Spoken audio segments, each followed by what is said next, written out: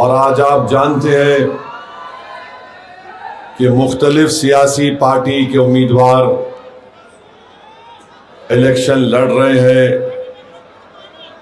और आज आप ये भी देखते हैं कि कांग्रेस, एनसीपी और शिवसेना उद्धव ठाकरे का इत्तेहाद है। वहीं पर बीजेपी शिंदे का भी इत्तेहाद है। मगर एक अजीबोगरीब बात देखने में आई। मुझे कोई ताज्जुब इस बात पर नहीं है, ना मुझे हैरत हो रही है। अजीबोगरीब इसलिए लग रहा है कि इनके सीनों में और इनके दिलो दिमाग में और इनकी जुबान पर जो अल्पसंख्यक समाज मुसलमानों की नफरत थी वो अल्हम्दुलिल्लाह बेनिकाब हो चुकी है। कांग्रेस, एनसीपी, शिवसेना, यूबीटी मिलकर चुनाव लड़ रहे हैं। बीजेपी और शिंदे मिलकर चुनाव लड़ रहे हैं। मगर आप देखते हैं कि वार्ड नंबर 10 में ये सब अलहदा अलहदा अपने उम्मीदवार को खड़ा कर रहे हैं। ये भाई बैठ जाओ ना, बैठो यार। अरे 6 फुट 2 इंच का आदमी बैठ के लो तुम आती पूरी फोटो।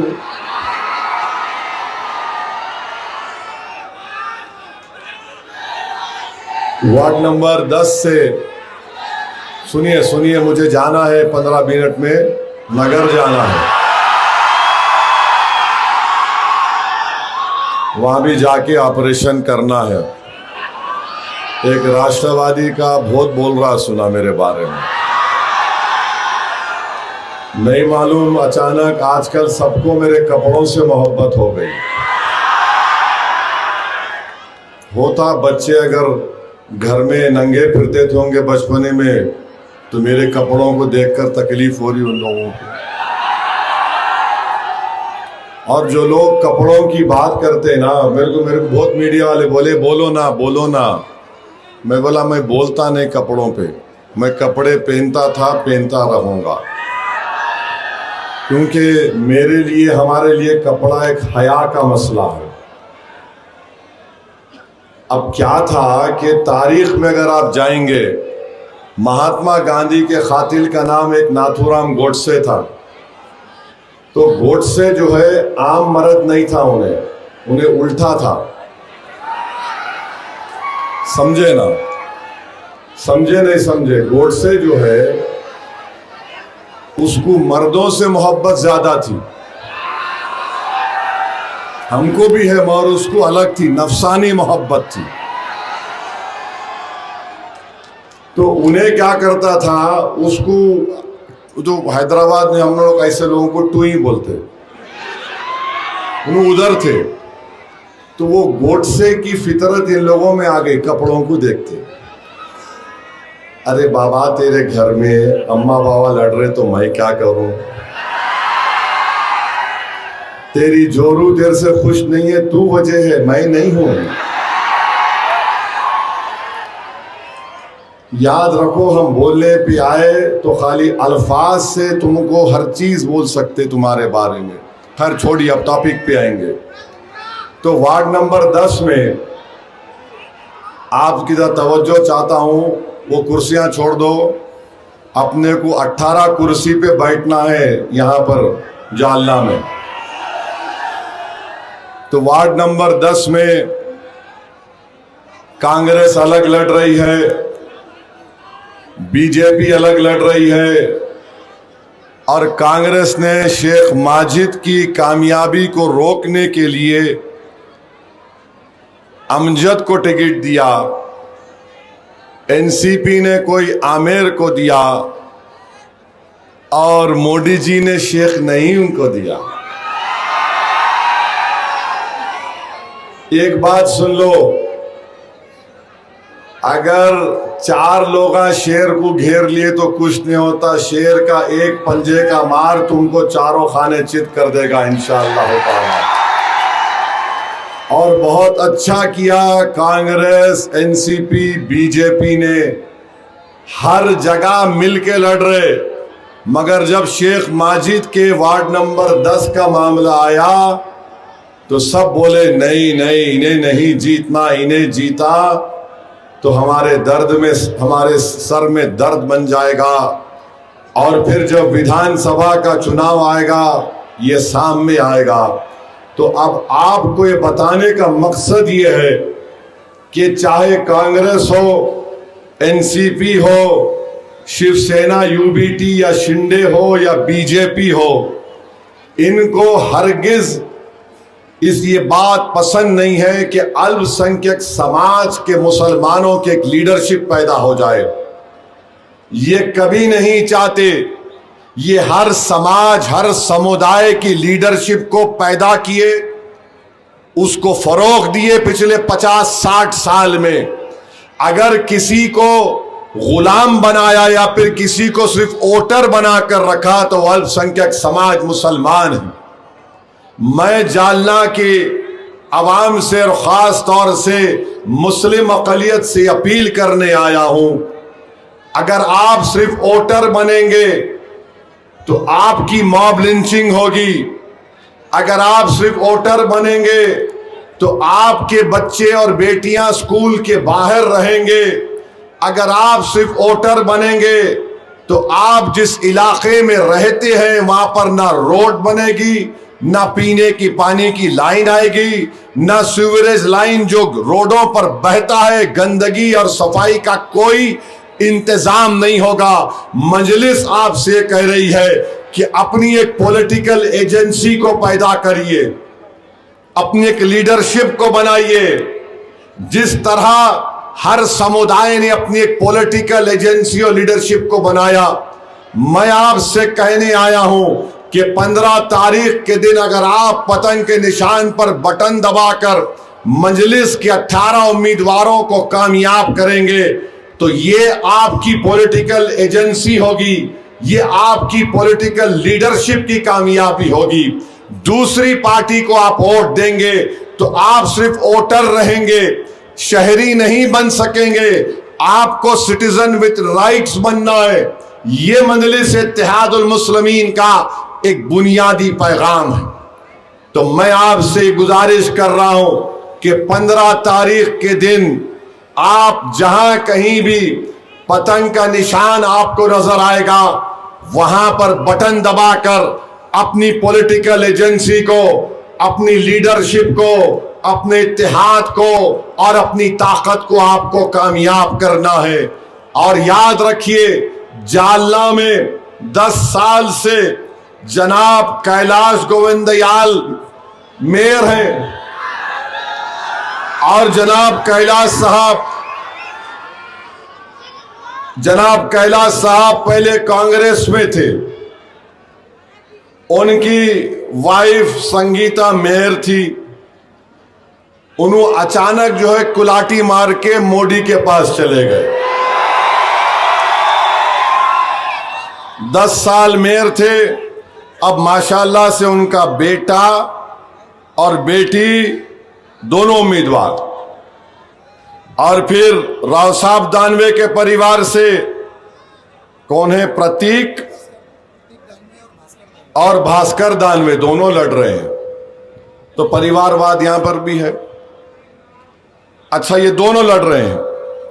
तो अब हम पूछना चाह रहे कांग्रेस वालों से, मेरा यह सवाल है कि ये कैलाश साहब जब बीजेपी चले गए तो उन्होंने अपने भाषण में ये बात बोले नहीं बोले, हम थे कांग्रेस में मगर ओरिजिनल आरएसएस के हम थे, बोले ना? बोले नहीं बोले उन्होंने? मैं तो झूठ नहीं बोल रहा हूं, वरना फिर मोदी मीडिया को बोलेंगे 6 बजे चलाओ इसको दूल्हा बनाओ, झूठ बोला इन्हें। तो कैलाश साहब बीजेपी में गए इलेक्शन हारने के बाद। उनको मालूम हो गया अब कांग्रेस खत्म हो गई, अब मेरा कुछ नहीं होता, क्योंकि ये सब लोग जो है रोटी सेकते ना। तो कांग्रेस को बाबा टाटा बोले क्योंकि कांग्रेस खत्म हो गई उनकी नजर में। तो उन्होंने जब बीजेपी में गए तो बोले मैं तो शुरू से आरएसएस का हूं। यानी मालूम हुआ कि कांग्रेस में रहते हुए भी आप आरएसएस की चड्डी या पैंट पहन के लट फिरा सकते। अब आपको यह पहचानना पड़ेगा कि सेकुलरिज्म के माने क्या है। मैं जब कहता हूं कि जो लोग सेकुलरिज्म की मिसाल देकर वोट हासिल करते, सबसे ज्यादा बेड़ा गर्क किया इन्होंने दलितों का, मुसलमानों का, तो यही लोगों ने किया। आप बताइए, आपके पास भाग्यनगर है, प्रीति सुधा नगर है, यहां पर विकास का काम होता। मैं रास्ते में आ रहा था, यहां से ऐसा लग रहा कि झूले में जा रहा हूं, यूं क्या है ये?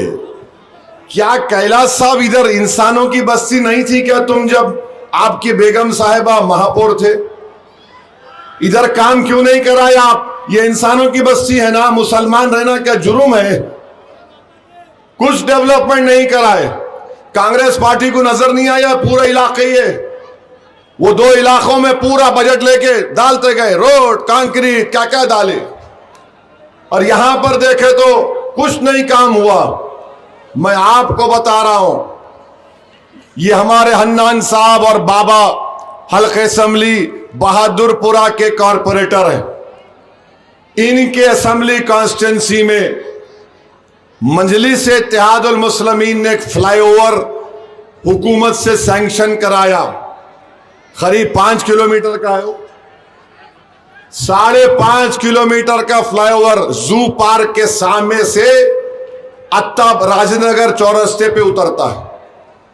900 करोड़ का फ्लाईओवर, एक फ्लाईओवर काम ने वो काम तो बहुत बताएंगे। 900 करोड़ का फ्लाईओवर बनाए जू पार्क के सामने से, इसको बोलते पॉलिटिकल एजेंसी। ये कहीं कॉर्पोरेटर कांग्रेस के जीते, क्यों काम नहीं करवाया आप? आपका मेयर था ना, क्या बोलेंगे नहीं नहीं बी टीम हर चीज में मेरे को लेके आओ, कोई बात नहीं। तुम्हारे घर में मुर्गी है, मुर्गा है, सुबह 3:30 बजे नहीं पुकारा तो मालूम होगा नहीं। आज भाषण हुआ था ओवैसी का, तो मुर्गा बोला कल इन्हें बहुत बोल लिया, मैं सुबह नहीं बोलता। तुम्हारे घर में भैंस है, दूध नहीं दी, बोले क्यों? भैंस ने ओवैसी का भाषण सुन के कहा कि अब हमारी अम्माई हम कोट देंगे, दूध नहीं देती।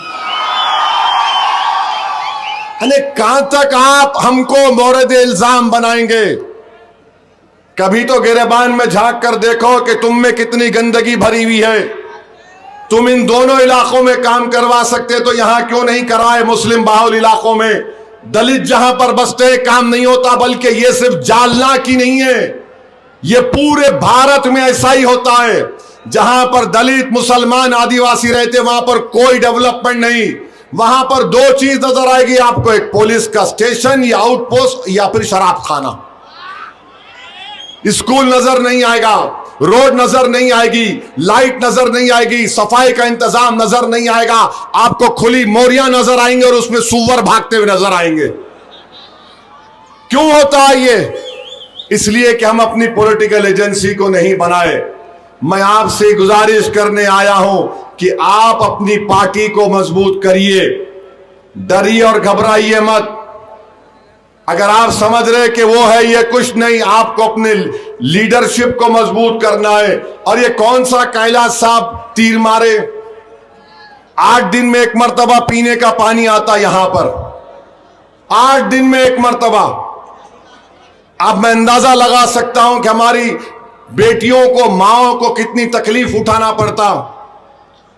हमारे मर्द लोग तो खाली मर्द है, उन्होंने कहां भरते बकेट में पानी, नाना हिलाना, ओ तुम करो। कितनी तकलीफ होती होगी महिलाओं को। 8 दिन में 1 मर्तबा पानी। और विकसित भारत बोलते मोदी, विकसित भारत, ये कह का विकसित भारत? और 8 दिन में पानी आए, 8 दिन में 1 मर्तबा पानी आ रहा मोदी जी। और मोदी जी बोलते मगर कहीं पर मुझे काम कैसा हो रहा मालूम करना, मैं ड्रोन भिजाता हूं। यह ड्रोन दिख रहा ही नहीं, कहां है नहीं मालूम। नहीं, वो तो अपना भाषण सुनने को आया, मोदी जी का ड्रोन आता ही नहीं कहीं भी। अच्छा, यहां पर पेट्रोल की क्या कीमत है बोलो जालना में? हाँ, क्या कीमत है? क्या कीमत है? 105, 110। गुजरात में कैसा लीटर है मालूम आपको? जालना में 110 rupees litre is petrol, Gujarat में 94 रुपीज ओनली। गुजरात में 94 रुपीज है, यानी कितने कम हो गए भाई? मैं तो थोड़ा वीक हूं मैच में, आप बोलो। 26 रुपये ना, 26 रुपये यहां पे ज्यादा है। और बीजेपी मोदी क्या बोलते? भाइयों बहनों, महाराष्ट्र में ट्रिपल इंजन की सरकार। ये ट्रिपल इंजन है, ये ट्रिपल इंजन है। 8 दिन में एक मर्तबा पानी जालना में, पूरे इलाकों में सीवरेज की लाइन बहती रहती है। तो मेरे अजीज दोस्तों और बुजुर्गों, और फिर आप जानते कि कई दरगाहों को, मजहबी मुकामात को बुलडोजर से तोड़ दिया गया। तो मेरी आपसे अपील है कि आप लोग 15 तारीख के दिन अपना एक एक वोट पतंग के निशान पर बटन दबाइए। और ये बीजेपी का जो राष्ट्रवाद का प्रोपेगेंडा है ना, इसको 2 मिनट में खोल के बताता हूं आपके सामने कितना ड्रामा है इसमें। चाइना, जब हम ऑपरेशन सिंदूर कर रहे थे, हमारी भारत की बहादुर फौज, एयरफोर्स, जब आतंकवादियों के ठिकानों पर हमारी एयरफोर्स हमला कर रही थी, उनके ठिकानों पर, तो उस वक्त चीन ने अपने फाइटर जेट्स दिए, J-10। चीन ने उसको सैटेलाइट इमेजेस दिए, ऐसे सैटेलाइट दिए कि जो आसमान पर भी दिखता पायलट को और जमीन से भी क्या हो रहा दिखता। चीन ने 80% पाकिस्तान का हथियार चीन का है। और नरेंद्र मोदी और बीजेपी आरएसएस राष्ट्रवाद का ज्ञान सारी देश को बांटती है। क्या यह बात सच नहीं है बीजेपी आरएसएस वालों कि आज आप चीन से कह रहे हैं कि आओ भारत में और पैसा लगाओ पावर इंडस्ट्री में? बताओ, जो पाकिस्तान की मदद किया ऑपरेशन सिंदूर में, उन बहादुर फौजियों पर क्या असर पड़ रहा होगा? बताओ, उस पर, किस देश पर क्या असर पड़ेगा जो पाकिस्तान को अपने 80% हथियार पाकिस्तान के, चीन के हैं। पूरे जेट फाइटर क्राफ्ट पाकिस्तान के पास चीन के हैं। हमारे पास ब्रह्मोस था तो हमने पाकिस्तान के 9 एयरफील्ड के परचखे उड़ा दिए ब्रह्मोस से। शहबाज शरीफ का खुद इंटरव्यू है कि मैं अंडरवेयर में स्विमिंग कर रहा था तो मेरे को फोन आया कि 9 एयरबेस उड़ गए। मगर आज आप चीन को बुला रहे हैं। हम इतने गरीब हैं कि भारत के पास पैसे नहीं है पावर इंडस्ट्री में लगाने के लिए। हमारे पास इतने पैसे नहीं है कि हम दूसरे देश के लोगों को बोले आओ FDI लगाओ, मगर हम चीन को बुला रहे हैं जो आज हथियार 80% पाकिस्तान का हथियार चीन का है। यह आपका राष्ट्रवाद है, यह आपका नेशनलिज्म है। मेरे अजीज दोस्तों और बुजुर्गों, वहीं पर बीजेपी के लोग आप देखेंगे, ट्रंप कई मर्तबा बोल दिया मैं रुकाया जंग। अब ट्रंप ने यह भी बोल दिया कि भारत को अपाची हेलीकॉप्टर चाहिए था 85, वो नहीं मिल रहे थे। तो मोदी मेरे पास आके बोला, sir please can I talk to you. अब ट्रंप का नुमाइंदा कह रहा है कि मोदी ने ट्रंप से फोन पे बात नहीं की, इससे ट्रेड डील नहीं होगी। क्या है ये देश है ना, 133 करोड़ का देश है ये। हुक्मरान जो होता है ना, उसमें इकबाल भी होना चाहिए। और इकबाल कैसे आता, उसकी जात का नहीं, ये देश के इकबाल की बात हो रही है। वो गोरी चमड़ी का ट्रंप हमारे देश की तौहीन कर रहा है। बीजेपी वाले महात्मा गांधी के 3 बंदरों का हाल है, ना सुनते ना बोलते ना कुछ करते। ये आपका राष्ट्रवाद है। और आए दिन बोलते नेशनलिज्म फुला, ये वो। क्या हो रहा है? ये महंगाई आसमान को छू रही है, ये बच्चों को नौकरी नहीं मिल रही है, किसान खुदकशी कर रहा है, मॉब लिंचिंग, हर महीने में 1 या 2 मॉब लिंचिंग होती है। जलगांव में सुलेमान पठान को उसके ही करीबी दोस्तों ने, बचपन के दोस्तों ने मार मार कर शहीद कर दिया।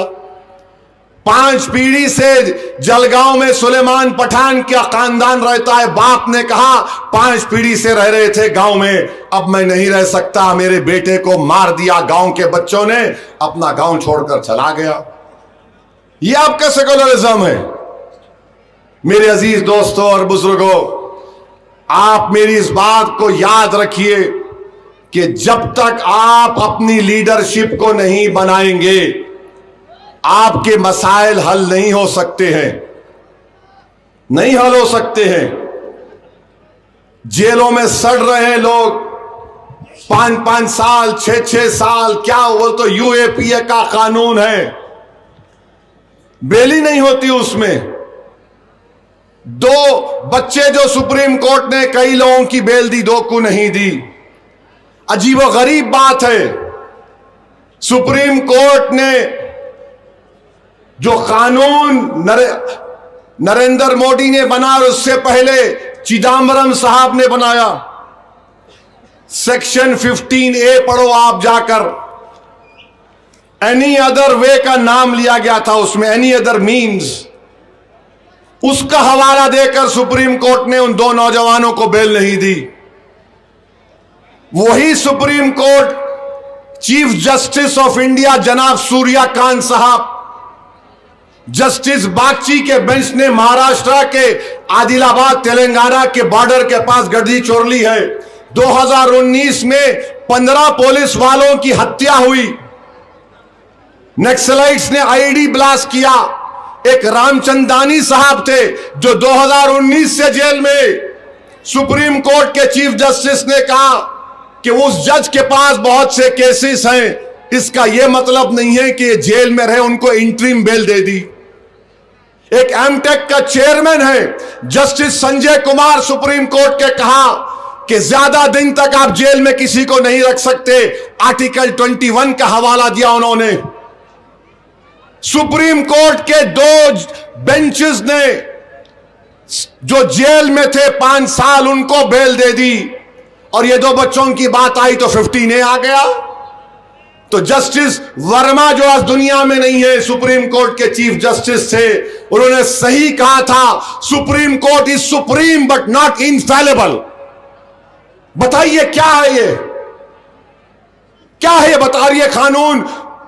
एनी अदर वे का कौन बनाए? कांग्रेस पार्टी बनाई 2008 में। कि कौन उसकी मुखालिफत किया? एक ही एमपी असदुद्दीन ओवैसी इसकी मुखालिफत किया। किसने, सुनिए, किसने कहा था कि इसका इस्तेमाल मुसलमान, दलित, और बल्कि मैंने कहा था कि अरुंधति राय को पकड़ लेंगे, जाकर देखो, पार्लियामेंट के रिकॉर्ड में है, यूट्यूब पर वीडियो है। 2019 में अमित शाह ने उस यूएपीए कानून को और खराब कर दिया। किसने सपोर्ट किया मालूम आपको? कांग्रेस पार्टी ने उसके हक में वोट दिया। मैं, इम्तियाज जलील उसके खिलाफ वोट दिए। मैं पुकार रहा था, देखो यह कानून गलत है, यह राइट टू लाइफ के खिलाफ है। किसी पे यूएपीए लगेगा तो 4 साल 3 साल बेल ही नहीं मिलेगी। हुआ ये, मुंबई में ट्रेन ब्लास्ट हुआ, 185 लोगों की मौत हुई, भारत के मुंबई के लोगों की। 11 मुसलमानों को एक्यूज बनाया गया, 19 साल जेल में थे। 19 साल के बाद बॉम्बे हाई कोर्ट ने उनसे कहा कि तुम बेकसूर हो, यू आर इनोसेंट। मगर मरने वाले पूछ रहे कि किसने मारा हमारे बाप को, हमारी बहन को, हमारे रिश्तेदार को? जो 19 साल जेल में रहकर निकले वो पूछ रहे हमको क्यों जेल में डाला? कांग्रेस की सरकार थी और ये सरकार। बताइए कब रुकेगा ये जुल्म? काला कानून नरेंद्र मोदी ने बनाया वक्फ के ऊपर। नरेंद्र मोदी, शिंदे, अजीत पवार, चंद्रबाबू नायडू, नीतीश कुमार, चिराग पासवान, कुमारास्वामी, जयंत चौधरी, कुशवाहा, मांझी ने मिलकर ये कानून बनाया। आपको मालूम यह कानून कैसा असर करेगा आप पर, हम पर। इस कानून के जरिए हुकूमत किसी भी मस्जिद को हासिल कर सकती है। इस कानून के जरिए किसी भी दरगाह और खानकाह को बंद किया जा सकता है। हिंदू धर्म के स्थान पर कोई मुसलमान या ईसाई या सिख भी या बौद्ध मजहब का मेंबर नहीं बन सकता, मगर मुसलमान के धर्म स्थान वक्फ बोर्ड है, उसमें कोई भी बन सकता। यह कौन सा राइट टू इक्वालिटी के खिलाफ है, आर्टिकल 26 के खिलाफ है, मगर मोदी ने कानून बना दिया, इन सब ने तायीद की। अब वक्फ की कमेटी बनेगी तो उसमें कोई भी किसको भी चेयरमैन बना सकते हैं आप।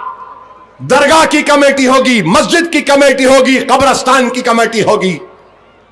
यानी वक्फ कोई करना नहीं, वक्फ वाल औलाद खत्म होने के दहाने पर आ गया। अगर कोई मस्जिद या दरगाह प्रोटेक्टेड मॉन्यूमेंट होगी, एएसआई का 100 साल के ऊपर होगी, तो उसका मालिक अब वक्फ बोर्ड नहीं है, उसका मालिक एएसआई जो नरेंद्र मोदी के नीचे काम करती है, सेंट्रल गवर्नमेंट के हिस्से में है। बताइए क्या होगा। तो ये चुनाव एक अहम चुनाव है, और अगर आप वक्फ कानून के खिलाफ हैं, जो मुझे यकीन है आप हैं, क्योंकि संविधान के खिलाफ बनाया गया, आपको अपनी इजहार नाराजगी का इजहार जमहूरी तरीके से लोकशाही देती है। वक्फ कानून बनने के बाद देश के दूसरे बड़े प्रदेश का एक बहुत बड़ा अहम इलेक्शन होने जा रहा है। मैं जालना और महाराष्ट्र की आवाम से अपील कर रहा हूं, जो बाबा साहेब अंबेडकर के संविधान से मोहब्बत करने वालों से कह रहा हूं, अगर आप इस संविधान से मोहब्बत करते हैं तो मैं आपसे अपील कर रहा हूं कि 15 जनवरी के दिन पतंग के निशान पर बटन दबाकर दिल्ली के बादशाह मोदी को पैगाम दीजिए कि हम यह कानून को संविधान के खिलाफ मानते हैं। ऐसे कानून की हम तायीद नहीं कर सकते जो हमसे हमारी मस्जिद, दरगाह और खानकाह को छीनने का एक कानून बनाया गया।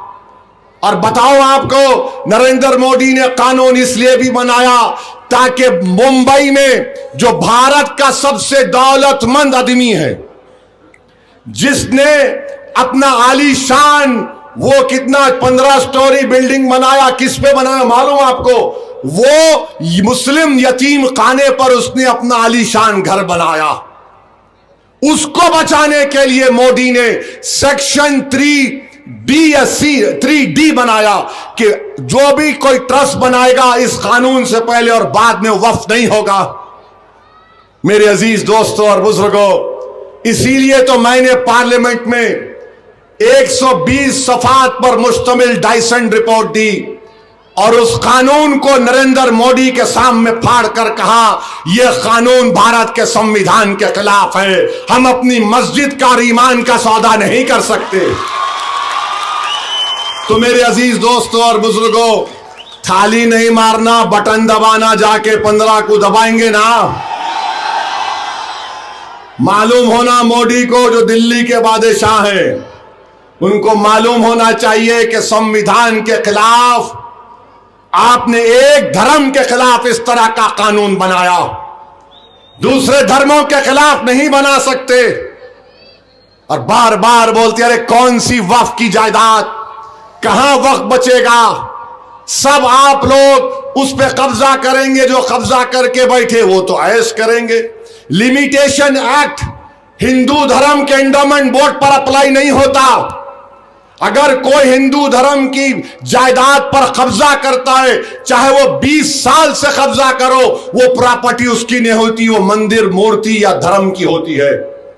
मोदी ने बोला वहां पर लिमिटेशन अप्लाई नहीं होगा, यहां पर अप्लाई होगी। यानी अगर कोई 12 साल से कब्जे में है, जिस जमीन का मालिक अल्लाह है, मोदी बोल रहे कि काबिज मालिक होगा, अल्लाह नहीं होगा।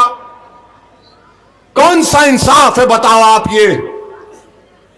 मेरे अजीज दोस्तों और बुजुर्गों, इस कानून के खिलाफ आपको वोट देना है। जो मॉब लिंचिंग का एक माहौल बन गया, उसके खिलाफ आपको वोट देना है।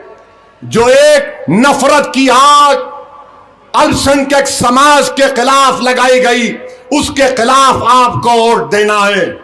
और याद रखिए, अगर कोई बोलेगा अरे असदुद्दीन ये जालना के 17 उम्मीदवार को वोट देने से क्या नफरत की आग कम हो जाएगी? मेरे भाई, तारीख अगर आप पढ़ेंगे, किसी आलिम दीन से पूछ लीजिए कि जब हजरत इब्राहिम अलैहिस्सलाम को नमरूद की आग में डालकर जलाया जा रहा था, वो आग आसमानों को छू रही थी। एक चिड़िया अपने चोंच में थोड़ा सा पानी लाकर आग पर फेंक दिया। किसी ने पूछा, है चिड़िया तेरी चोंच तो इतनी सी, उसमें इतना पानी, ये आग कैसे ठंडी होगी जो आसमानों को छू रही है? तो उस चिड़िया ने शायद महाराष्ट्र की इस गयूर आवाम को पैगाम दिया कि मैं ये नहीं देख रही हूं कि आग बुझेगी या नहीं बुझेगी, मैं ये देख रही हूं कि मेरा रब देख रहा है, मैं आग को बुझाने की कोशिश कर रही हूं। तो 15 तारीख को इस आग को आपको बुझाने की कोशिश करना है। तुम अपनी कोशिश करो, हम अपनी कोशिश करेंगे, नतीजा रब्बे करीम के हाथों में है। और याद रखो, हौसले कभी पस्त होने मत दो नौजवानों, हौसलों को बुलंद रखो। और अगर तुमको हौसला हासिल करना है तो गजा के फलस्तीनियों को देखो, गजा के फलस्तीनियों को देखो। 65,000 लोग जालिम बेंयामिन नेतन्याहू, वो जहन्नम का कुत्ते ने वहां पर गाजा के 65,000 लोगों की जान ले ली। मगर पिछले 3 साल में फलस्तीन में एक भी फलस्तीनी खुदकशी नहीं किया, एक भी फलस्तीनी खुदकशी नहीं किया। और यहां पर क्या है, कुछ हुआ कि अरे मैं मर जाता हूं, मैं डिप्रेस हूं। मेरे भाई, हस्बुनल्लाह व निअमल वकील, अल्लाह हमारे लिए काफी है। कभी भी हालात से मायूस नहीं होना। अल्लाह बोल रहा कि मेरी रहमत से मायूस मत हो, ला तक़नतु मिन रहमतिल्लाह, कभी अल्लाह की रहमत से मायूस मत हो। ये दुनिया जुस्तजू की जगह है, ये दुनिया इनाम की जगह नहीं। इनाम की जगह उस दिन होगी जब इंशाअल्लाह ताला रब्बे करीम जालिमों का फैसला करेगा, इनको जहन्नम में घसीटता हुआ लेकर जाएगा। तो ये दारुल अमल है, अमल करना है, कोशिश करना है और अपने हिम्मतों को बुलंद रखो आप। और ये बार बार बीजेपी के लोग, इन्हें बांग्लादेशी, इन्हें बांग्लादेशी, इन्हें बांग्लादेशी। मोदी जी, ये आपकी बहन दिल्ली में क्या कर रही है? इसको ढोकला खिला रहे क्या आप, या वड़ा पाव? उनको बिठा के रखे, बैठो, मगर हमको बांग्लादेशी, इन्हें बांग्लादेशी। मुस्लिम बाहुल इलाका मिला, अच्छा हाँ याद आया, यूपी के बाबा